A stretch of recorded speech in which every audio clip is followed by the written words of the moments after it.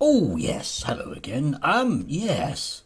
Just wanted to share something I read in the Daily Mail with you, which I thought was quite interesting. Yes, a story about woke books for small children and the way that they are beginning to dominate in bookshops across the country. Yes, Laura Collins, the chief investigative reporter from the Daily Mail, is telling us all about it. Yes. Except when you read the article, you realise that in fact it's not referring to the UK, it's referring to the US. And if you look at the photographs in the piece, you realise that the notion of bookshops is potentially a bookshop. If you actually look at the photographs, they appear to have essentially been taken at best two locations. I imagine they sent someone out from the Daily Mail offices in New York to maybe walk as much as half a block and go into a Waterstones or something. I don't know. Anyway, it might well be a very, very specific audience.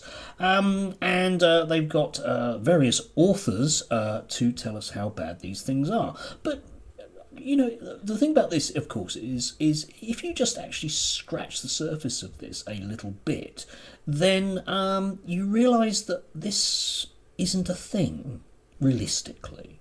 Okay? I mean, first up, bookshops will sell books. They're in the business of selling books. They will therefore sell what books sell and not sell the books that don't sell.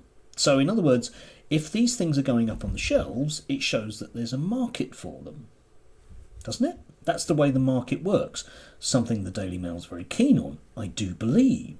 Yes. And a bit further on in the article, they actually have a psychology person to say, oh, well, anyway, kids are too small to understand this stuff, so it's not an issue anyway. Oh, yes, it is, says three of their authors. Yes, you've got Walt Heyer, John Butcher, and Christopher Rufo. Yes.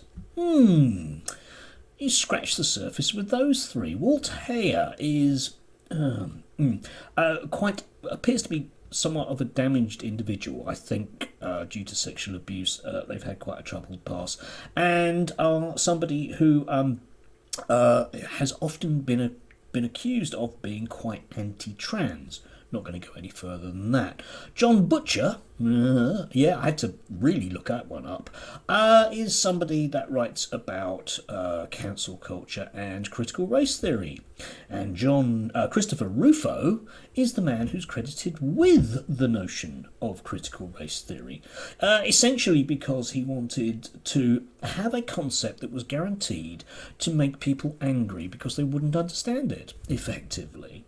Now, why these three authors? Because none of these people are actually children's authors. You would have thought a children's author would be the person to speak to, but no, these three, they all have one thing in common. They're all related to or work for the Heritage Foundation in America, yes, which is one of those pressure groups, think tanks, that's mysteriously funded by American billionaires. Yeah. Anyway, just intriguing, the notion of indoctrination.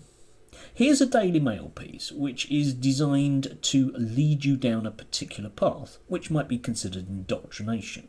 It's complaining bitterly about only giving one side of an argument, and it only gives one side of an argument. Anyway, Laura Collins, doing a great job there. Carry on.